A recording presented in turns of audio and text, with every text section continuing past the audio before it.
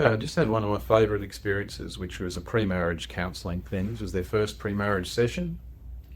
And we talked about their ideals in marriage, because often in marriage, we have our ideal about what we think marriage would be like if that other person was our spouse. And we conjure up this idea of this ideal marriage, if only we had that person to make it come true. Then we marry them, and the ideal doesn't come true.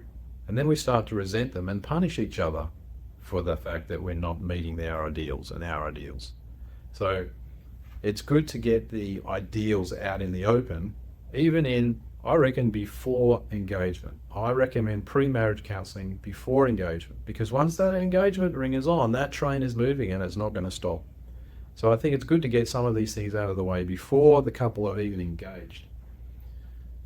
So she wanted someone who encouraged her and bring her closer to God, a companion in normal daily things, reliable, sexual intimacy, of course. Don't want arguments constantly.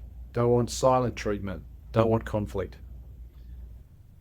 He wants a reliable friend who's helpful. Doesn't want conflict, anger, unhappy marriage. So we've got some basic groundwork here.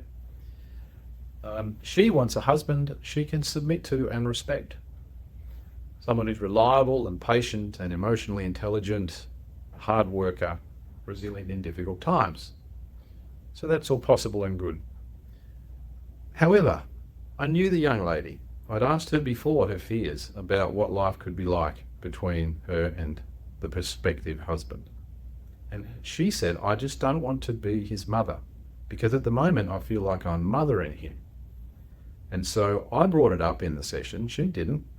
And I asked, she kept asking, well, how do I not be a mother?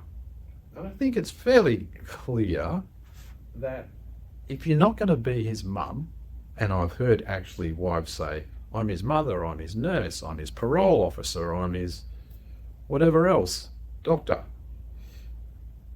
You don't want to be anything, you want to be his wife. You don't have to be something else to her. So how not to be his mum?